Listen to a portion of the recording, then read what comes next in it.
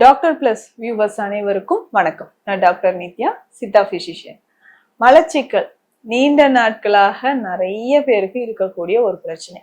பொதுவாகவே நம்ம சாப்பிட்ற உணவு நல்லா செரிமானம் ஆகி அது வெளியேற்றப்படணும். ஏன்னா இன்றைக்கு காலகட்டத்துல மலச்சிக்கல் அப்படின்ற தொந்தரவு 2 நாட்களுக்கு ஒரு முறை 3 நாட்களுக்கு ஒரு முறை தான் போறேன் அப்படின்னு சொல்லுவாங்க.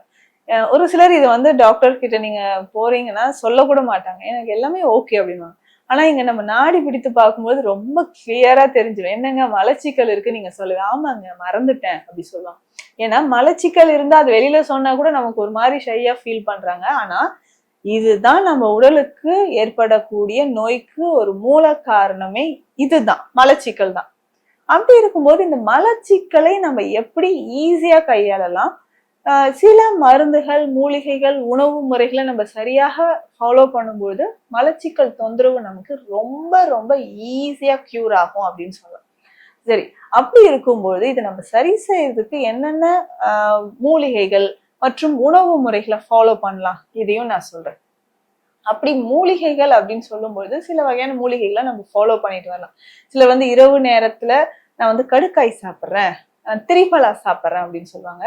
இது சாப்பிட்டாலும் கொஞ்சம் பரவாயில்லைங்க, எனக்கு கொஞ்சம் மோஷன் ஃப்ரீயா இருக்கு, ஆனா பவுல் ஃபுல்லா எம்டி ஆன மாதிரி ஒரு ஃபீலே இல்லை, ரொம்ப நேரம் நான் டாய்லெட்ல உட்காந்துருக்கேன் அப்படின்னு சொல்லுவாங்க. ஒரு சிலர் எனக்கு ரொம்ப ட்ரை ஸ்டூல்ஸா இருக்குங்க, இதனால எனக்கு மலச்சிக்கல் ரொம்ப அதிகமா இருக்கு, வாரம் ஒரு முறை எனிமா உப்பு கரைசல் எல்லாம் கொடுத்துட்டு அந்த எனிமா கொடுத்துதான் நான் வெளியேற்றுறேன், வாரம் ஒரு முறை இதே வேலையா இருக்கு, வெந்நீர் வச்சு வச்சு ஒருத்தர் சொல்லும் போது ரொம்ப கவலையாக இருந்துச்சு, வருத்தமா இருந்தது. 2 hours ஆகுதுங்க, 4 நாள் நான் மோஷன் போலனாலும் அப்படியே இருக்கு, ஆனா பசிக்குது, நான் சாப்பிட்றேன், வயிறு மட்டும் கல்லு மாதிரி ஆகுது. சரி இன்னைக்கு போயே ஆகணும், நான் ரொம்ப சிரமப்பட்டு 2 மணி நேரம் ஆகுது, வெந்நீர் வச்சு வச்சு நான் இடுப்பு பகுதியில அடி வயிற்று பகுதியெல்லாம் ஊத்திக்கிட்டே இருக்கேன், அப்புறம் தான் கொஞ்சமா எனக்கு மோஷன் வெளியேறுது, ஆனா ரொம்ப ட்ரை ஸ்டூல்ஸா இருக்கு. இந்த மாதிரி மலச்சிக்கல் பல வகைகள்ல இருக்கு. இதுலயே இன்னும் ஒரு சிலருக்கு பார்த்தோம்னா IBS அப்படின்னு சொல்லக்கூடிய சிம்டம்ஸ் இருக்கும், இரிட்டபிள் பவல் சிண்ட்ரோம். சாப்பிட்ட உடனே கொஞ்ச நேரத்துலயே மோஷன் போற மாதிரி ஒரு நிலை. ஸோ இந்த மாதிரி ஒவ்வொருத்தருக்குமே பவல் மூவ்மெண்ட் ஒருத்தருக்கு லூஸ் மோஷனா போயிட்டே இருக்கு, இல்ல 2-3 முறை ஒரு நாளைக்கு நான் போறேன், இல்ல எனக்கு 4-5 நாட்களுக்கு ஒரு முறை தான் எனக்கு மலம் போகுது. இப்படி இருக்கிறவங்களுக்கு என்ன செய்யலாம், குடல் இயக்கத்தை சரி செய்வது எப்படி, முக்கியமாக இந்த கான்ஸ்டிபேஷன் வர்றதுக்கான காரணங்கள், ரொம்ப நேரம் உட்கார்ந்துகிட்டே வேலை பார்க்குறவங்க, மூலச்சூடு அப்படின்னு சொல்லக்கூடிய சூடு, உடல் சூடு, மூலாதாரத்தில் சூடு நமக்கு அதிகமாகும் போது ஏற்படக்கூடிய பிரச்சனைகள்.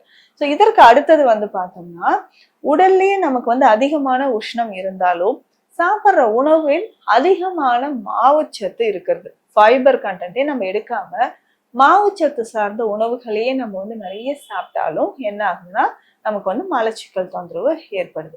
இந்த மலச்சிக்கலை சரி செய்வது எப்படி, ஈஸியா நம்ம மலம் கழிச்சோம்னா உடல்ல பல பிரச்சனைகள் நமக்கு குணமாக ஆரம்பிக்கும். தலைவலி இருந்துகிட்டே இருக்கும், கண் எரிச்சல் இருந்துகிட்டே இருக்கும், எலும்பு தேய்மானம், ஒரு சிலர் பேசும்போது வாயில பேட் ஓடர் வர மாதிரி இருக்கும், ஸோ ஒரு ஹலிடோசிஸ் கண்டிஷன், பேட் பிரீத் வருது அப்படின்னு சொல்லுவாங்க.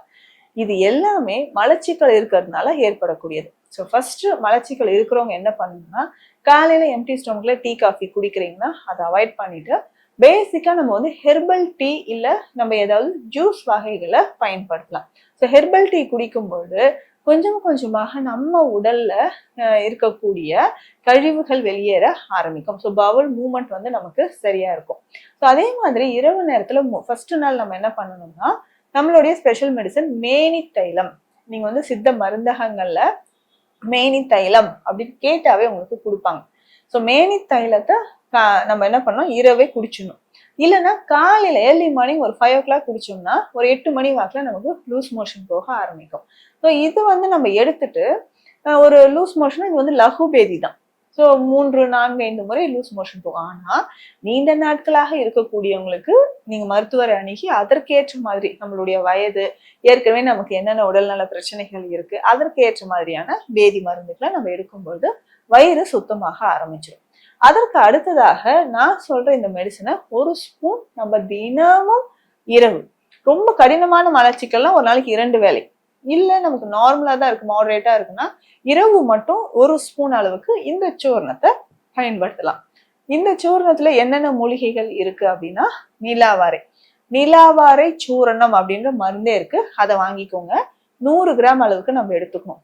இதனோட கடுக்காய் பொடி 100 கிராம், வாய்விடங்க பொடி 100 கிராம், வசம்பு பொடி 50 கிராம், குப்பை மேனி பொடி 50 கிராம். இந்த ரேஷியோல இந்த மெடிசனை நம்ம வந்து கலந்து எடுத்து வச்சுக்கணும். நல்லா கலந்துட்டு இரவு நம்ம தூங்குறதுக்கு முன்னாடி நல்ல சூடா இருக்கக்கூடிய தண்ணீர்ல 1 ஸ்பூன் அளவுக்கு இந்த பொடியை போட்டு குடிச்சிடணும். ஸோ நம்ம குடிக்கக்கூடிய சூட்ல நம்ம வந்து குடிச்சிடணும். ஸோ இந்த மாதிரி குடிக்கும்போது குடல் பகுதி நமக்கு நல்லாவே கிளென்ஸ் ஆக ஆரம்பிக்கும்.